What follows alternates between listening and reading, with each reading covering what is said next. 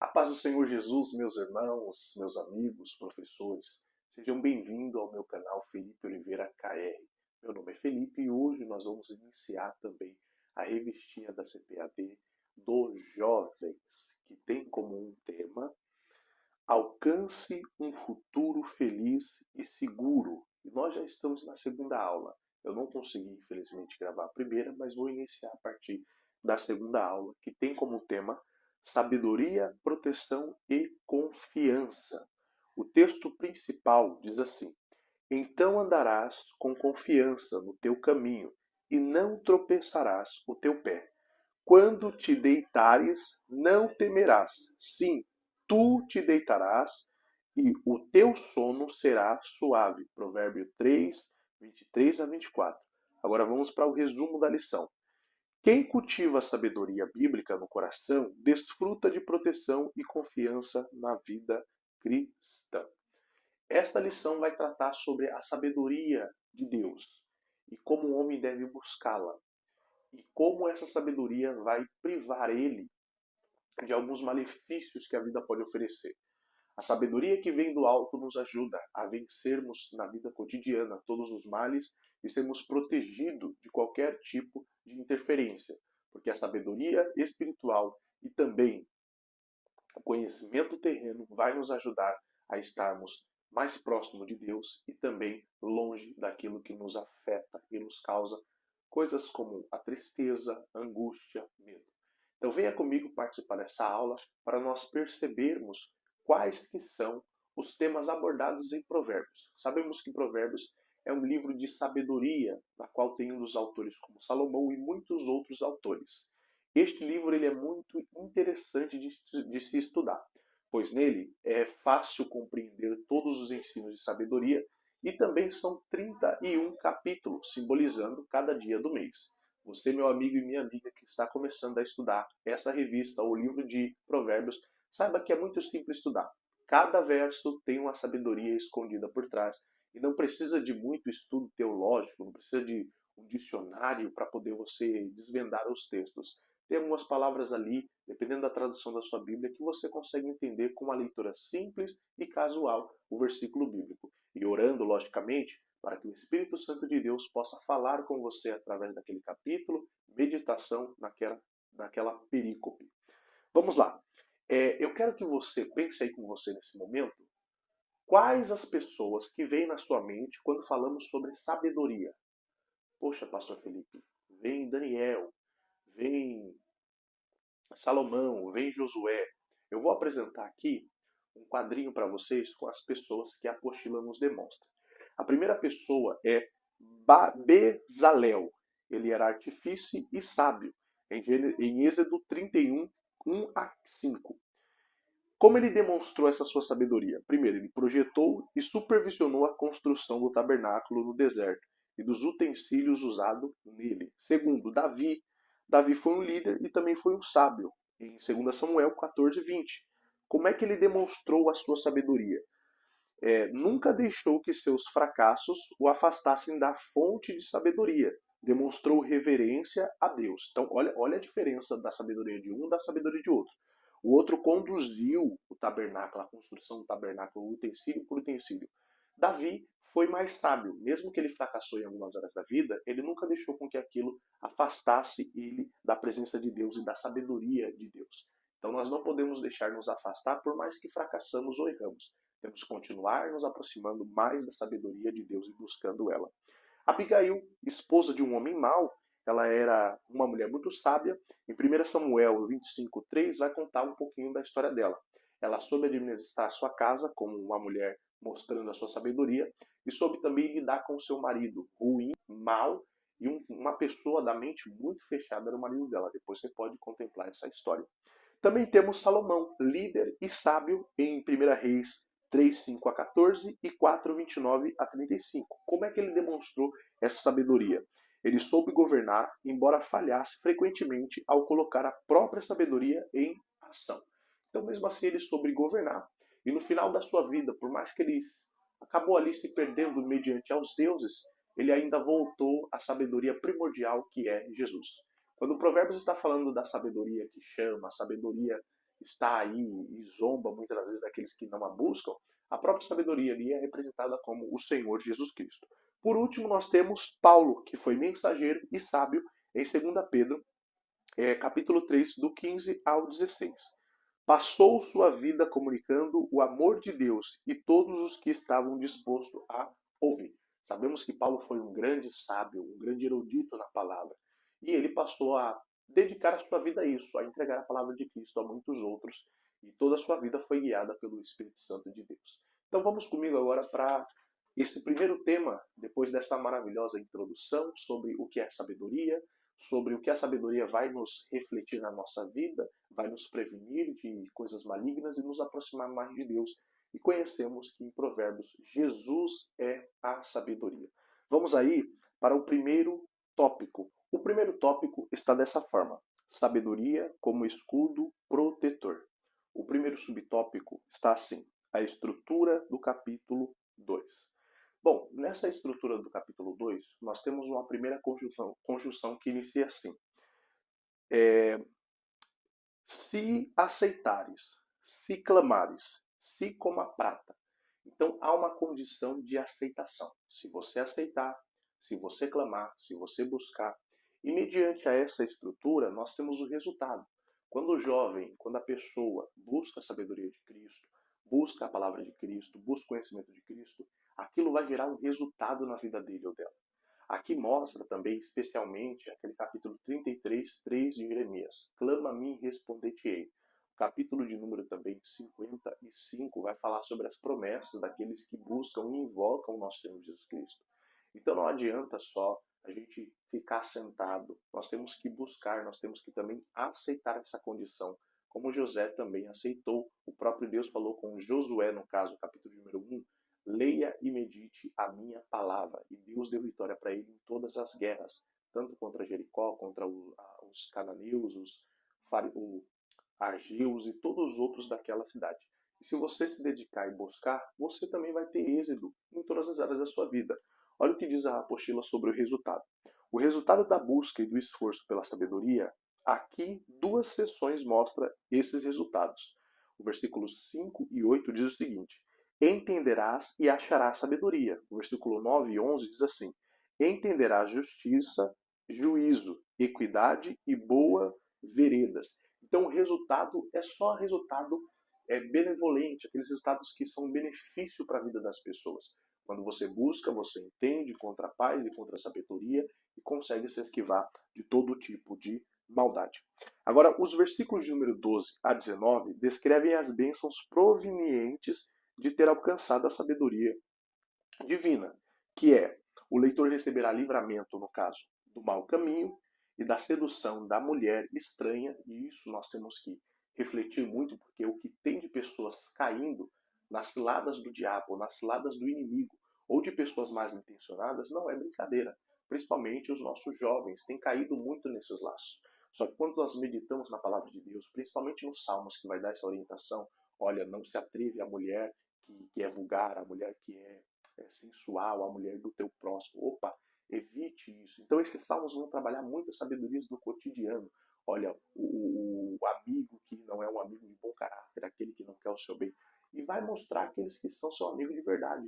Então, o próprio conhecimento da sabedoria da palavra de Deus já vai te dar um livramento e um discernimento. Olha a continuidade aqui.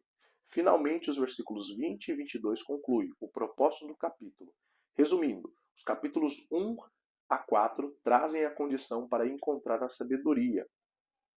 Quer dizer, os versículos de 1 a 4. Os versículos de 5 a 9 mostram as bênçãos da sabedoria.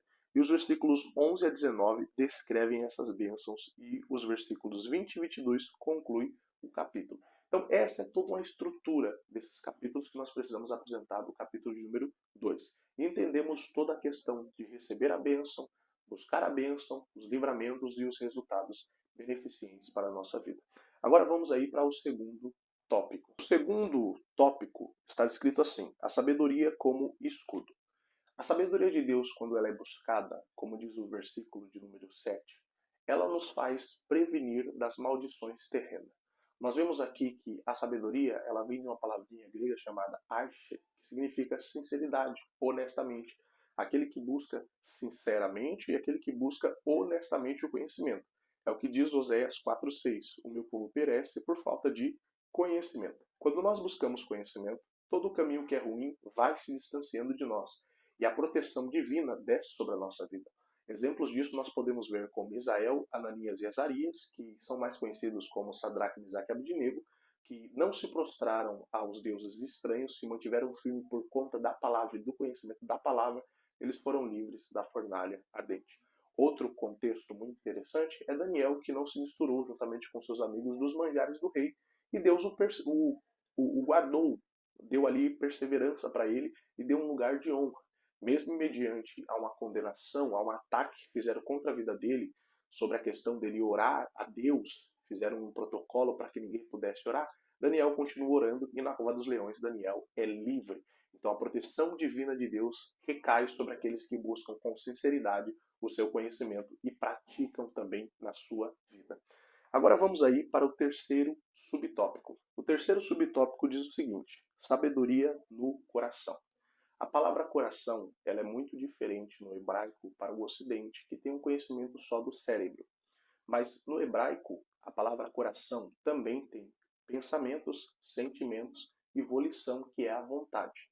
Nós vemos aqui que quando a sabedoria entra no nosso coração, há uma mudança, há uma metanoia no grego, mudança de mente. E essa mudança de mente afeta a nossa vontade, afeta os nossos pensamentos e afeta todo o nosso ser. Quando essa mudança atinge toda a nossa vontade, o nosso ser, nós estamos compactuando com o que está escrito em Romanos, capítulo de número 12, versículo de número 2, quando nossos pensamentos se alinham com os pensamentos de Deus, quando a nossa vontade se alinha com a vontade de Deus.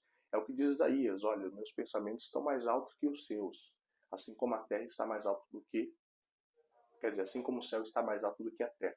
Então nós entendemos aqui que nós precisamos fazer conforme a vontade de Deus. Há também um outro versículo que diz: façam tudo para a glória de Deus. A sua vontade e o seu pensamento tem que estar alinhado com as coisas de Deus.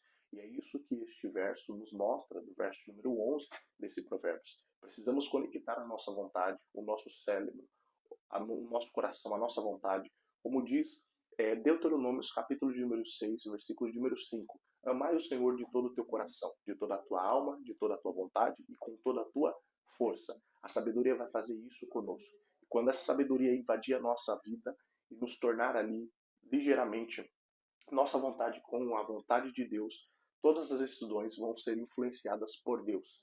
E nenhuma decisão nossa vai ser tomada por emoção. É por isso que é muito importante nós trazermos o equilíbrio entre o espiritual e também as vontades, sabendo que quem tem que comandar é o nosso espírito, que está ligado com a vontade do nosso Senhor Jesus Cristo. E ninguém vai tomar uma decisão por emoção desde quando estiver em sabedoria de espírito. Mas aquele que não tem sabedoria de espírito, a emoção toma conta dele em todos os âmbitos. Nós vemos isso nessas eleições que já passaram. O próprio Datena, o repórter, acabou saindo da sua pessoa em si e deixou com que as suas vontades o dominassem. E deu uma cadeirada no Marçal. A cena, para uns é engraçada, para outros são muito trágicos. Por mais que houve uma provocação, ele não teve um controle ali. Mas os sábios em Cristo sabem que tudo aquilo tem que ser controlado, dominado, como diz Paulo. Domínio próprio, controle próprio, através da sabedoria e dos ensinamentos do nosso Senhor Jesus Cristo. Nos concordamos e nos alinhamos com Ele, porque Jesus diz: quem comigo não ajunta, espalha. Então precisamos estar em ordem com o nosso coração e a vontade de Deus. Um segundo tópico diz assim: a sabedoria como maturidade cristã. O primeiro subtópico, ou o primeiro ponto diz: a estrutura do capítulo 3. Enquanto no capítulo anterior nós aprendemos sobre o domínio próprio e a estabilidade também da nossa emoção, neste capítulo de número 3 nós vamos aprender os efeitos de confiar em Deus e praticar a sua palavra. Os efeitos de confiar em Deus vêm trazendo a verdadeira felicidade e a verdadeira segurança para a nossa vida. Olha o que diz aqui o autor da apostila. Os versículos 1 a 10 dizem respeito à dedicação ao Senhor. Os versículos 11 a 20 relatam a verdadeira felicidade de confiar no Senhor. E os versículos 20 a 35 mostram a segurança na vida com Deus. Então, através da palavra de Deus, praticando ela, sendo um leitor dela, que você vai ter a verdadeira felicidade e também a verdadeira segurança. Mas você precisa vivenciar isso e ter concordialmente a sua vontade com a vontade de Deus. Também a expressão que é notável aqui é a questão do filho meu. Essa expressão evoca proximidade, o desejo de que o ensino sagrado seja ouvido, compreendido e aplicado pelo discípulo leitor. Aqui nós deteremos no terceiro discurso, mas especificamente aos versículos 21 e 26, em que a segurança em Deus revela a estabilidade da maturidade do leitor. Isso mesmo, nós vemos que o Senhor quer que você leia e também amadureça. Ele requer a maturidade de um jovem cristão, porque os salmos são dedicados a jovens casais e solteiros, tanto casado quanto solteiro. E ele quer ali naquele livro demonstrar que você precisa amadurecer em Cristo. E que através da leitura e da meditação você vai se tornar um jovem muito maduro. E maturidade, irmãos, não quer dizer só de idade. Maturidade é aqui, ó, mente. Existem pessoas que têm 40, 50 anos e agem como se fossem adolescentes. E existe também pré-adolescentes ou adolescentes. Diz passagem, vamos colocar aí jovens aí que estão entrando na sua forma adulta, que já tem um conhecimento, já tem uma maturidade que não compactua com a sua idade. Então, maturidade não está ligado em idade. Nós vemos que os discípulos de Jesus mesmo tinham na faixa etária de 16 a 17 anos. E nós vemos também que José, um jovem de Deus, que passou por tudo que passou, traído pelos seus irmãos, teve uma maturidade muito grande, se tornou governador. Nós vemos também que Daniel teve uma maturidade muito grande, Estevão na sua maturidade. Então não é só questão de idade, é questão de se aproximar mais de Deus e adquirir a sua sabedoria. E o desejo dele é que os filhos dele se tornem mais maduros espiritualmente. Vamos aí para o segundo subtópico. O segundo subtópico está escrito assim: a sabedoria como maturidade cristã. Nós vemos aqui que a sabedoria ela vem ligada à vida cristã. Como assim, pastor Felipe? Ela vai sendo demonstrada no dia a dia. As suas ações refletem a sua maturidade. Então nós temos que ter uma prática equilibrada e voltada às questões de Deus. Sempre perguntando a si mesmo, o que Jesus faria? O que Deus quer que eu faça nessa situação? E mediante as suas ações você vai sendo uma pessoa mais madura e transparecendo também maturidade para as outras pessoas. Olha o que diz o apóstolo Paulo em 1 Coríntios 13, 11. Quando eu era menino, falava como menino, sentia como menino, discorria como menino. Mas, logo que cheguei a ser homem, acabei com as coisas de menino. Então, quando nós somos crianças ou queremos permanecer como menino, nada vai mudar. Mas quando procuramos o conhecimento e o discernimento da palavra de Deus, nós deixamos as coisas de menino e passamos a viver como homens de Deus, servos de Deus. E o nosso Deus também distribui à nossa vida os frutos do Espírito e os dons ministeriais do Espírito, para que possamos estar aperfeiçoados e crescermos e edificados espiritualmente pela palavra dele, como está em Efésios 4, 11 a 16. Agora vamos aí para um próximo tópico. A sabedoria que gera confiança. E o versículo, capítulo de número 3 de Provérbios diz assim: quem é sábio e tem bom siso, então andarás com confiança no caminho. O jovem que tem confiança em Deus, ou o homem que tem confiança em Deus, ele sabe que a sua vida está na mão de Deus e não precisa temer nada. É o que nos deixa claro o capítulo de número 23, ou o número, melhor dizendo, de 23 de Salmos, o versículo de número 4. O que o salmista diz? Ainda que eu andasse pelo vale da sombra da morte, não temerei mal algum, porque tu estás comigo.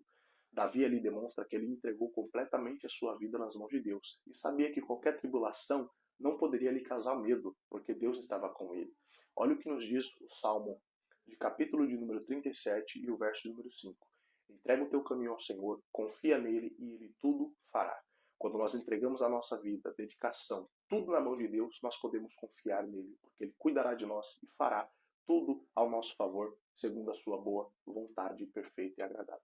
Agora, olha que interessante, o Salmo 125 diz assim: os que confiam no Senhor são como o monte de Sião, que não se abalam. Os montes de Sião, ou o monte em si, é uma montanha muito firme, que qualquer terremoto ou maremoto não pode abalar ela. Ela continua com a sua firmeza, firmada. E nós somos como uma montanha, só que firmados em Jesus Cristo. Nada pode nos abalar. E além disso, os montes de Sião estão em volta de Sião, protegendo Sião. É Deus dizendo: quem confia em mim tem proteção. É o que nos diz o Salmos 91. Aquele que habita no esconderijo do Altíssimo, à sombra do Onipotente, descansará. E eu direi do Senhor: ele é o meu Deus, o meu refúgio e a minha fortaleza. Mas para a gente não ficar só nesses outros versículos, olha o que o autor descreve aqui em Provérbios 3, 5. Confia no Senhor de todo o teu coração e não te estribes no teu próprio entendimento. Porque tem hora que a nossa mente, ela nos sabota. Nós ficamos ansiosos, nós ficamos desesperados, mas esquecemos de que temos um Deus do impossível e que cuida da minha e da sua vida. Há um hino também que o autor destaca aqui, que diz assim, eu vou tentar cantar no ritmo. Vamos lá. Quando tudo perante o Senhor estiver e todo o teu ser Ele controlar, só então has de ver que o Senhor tem poder quando tudo deixares no altar. Quando nós todos entregarmos ao Senhor e deixar no altar, vamos poder nos deitar, como diz o Salmo 5, né? Deitei e me levantei porque o Senhor me sustentou. É ficar tranquilo, descansar sem desespero, sem falar assim, e o amanhã? Não, o Senhor tudo cuidará. Agora vamos entender um pouquinho qual a diferença entre conhecimento e a diferença entre sabedoria. Você sabe qual que é? Põe aí nos comentários qual que é a diferença do conhecimento e qual que é a diferença da sabedoria. A diferença do conhecimento é que o conhecimento você pode aprender aqui na Terra, aprender com o pai, aprender na escola, mas a sabedoria é algo que vem do alto. E logicamente nós temos pessoas que teve tanto conhecimento terreno quanto do alto. José teve conhecimento terreno, mas também teve conhecimento do alto. Daniel teve conhecimento terreno, mas também teve conhecimento do alto. O próprio Salomão, conhecimento da terra, mas também conhecimento do alto. Vamos aí para o nosso próximo tópico, que é o terceiro tópico. Terceiro tópico, sabedoria, vida protegida e confiança. Primeiro subtópico, busque a sabedoria bíblica. Nós vemos aqui que somos orientados a buscar o conhecimento, mas também a sabedoria bíblica. A sabedoria é algo que vem do alto e ela vem à nossa vida através de uma meditação da palavra de Deus. A leitura da Bíblia diária, a leitura e meditação nos faz termos o temor a Deus. E esse temor a Deus nos leva a guardar a sua palavra e não deixar com que os mal atinja ou que sejamos pegos de surpresa. Olha o que o salmista Davi vai deixar escrito no Salmo 119, 11. Escondi a tua palavra no meu coração para eu não pecar contra ti.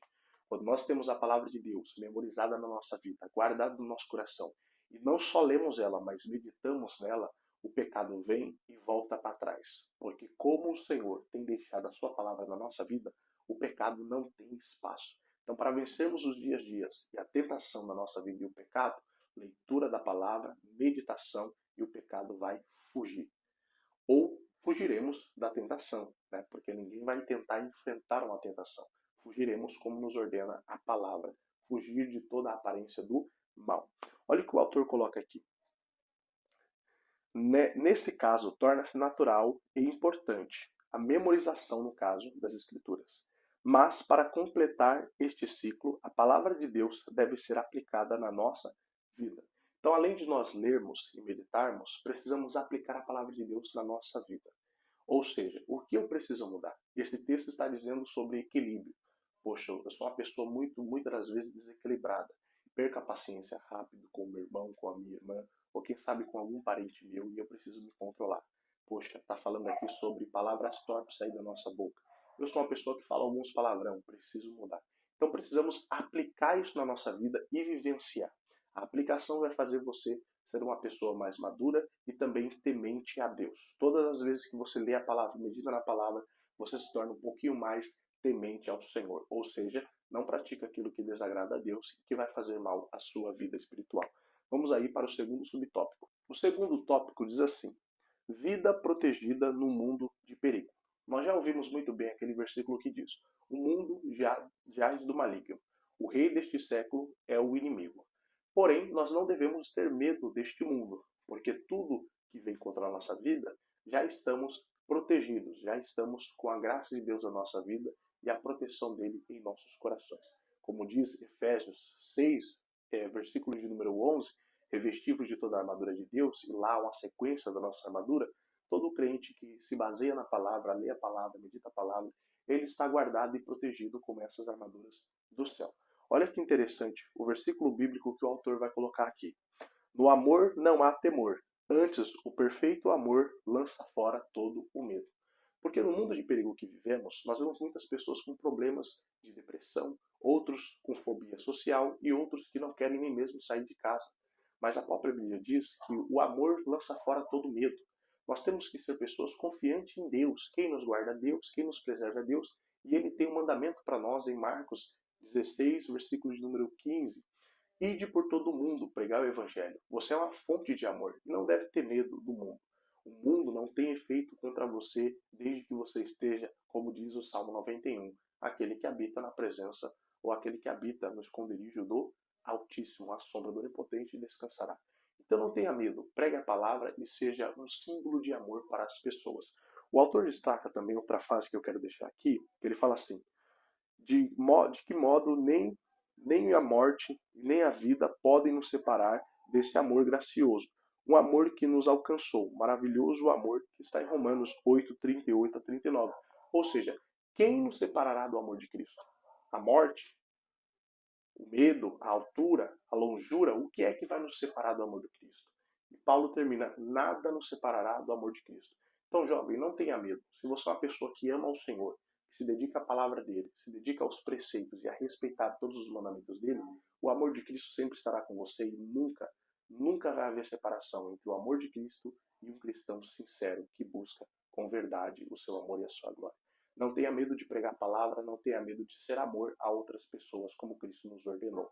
Seja servo aqui e você será uma pessoa muito próspera. Vamos aí para o último subtópico. O terceiro subtópico e último está descrito assim: confie, mesmo estando em um mundo de incerteza. Eu poderia aqui me demorar muito em falar todos os personagens bíblicos que confiaram no Senhor. Mas o maior exemplo é Daniel. Mesmo em momentos ruins, difíceis, mesmo que a dúvida, será que Deus vai me salvar mesmo? Ou será que Deus realmente existe? E acontece muito nos dias de hoje. Até os nossos valores são questionados. Daniel permaneceu confiante e permaneceu com seus valores firmes. Ele falou: eu sei que o meu Deus é verdadeiro e há de me sustentar. E aí, mediante tudo aquilo, ele recebe livramentos da cova dos leões, livramentos de muita morte e se torna um dos braços direitos do rei. Se você quer continuar sendo abençoado por Deus, não duvide dos mandamentos de Deus. E não duvide do seu Deus, nem do seu caráter. Não deixe com que as opressões, com que as pessoas que não amam a Deus coloquem dúvida na sua vida sobre a sua fé. Nós temos uma razão da nossa fé e sabemos que Deus é verdadeiro, nos salvou e nos resgatou. Senão, irmãos, não estaríamos aqui. O mundo não faria sentido. Mas há um Deus que nos escolheu e nos chamou e abriu nossos olhos. Bom, vamos lá? Eu quero que você, se conseguir, responda comigo essas questões. Pode deixar aí no comentário e não precisa olhar na resposta na apostila. Se você estudou mesmo, eu quero que você responda conforme as suas palavras. Primeira pergunta: como podemos resumir o segundo capítulo de Provérbios? Escreva aí no comentário como é que você pode resumir.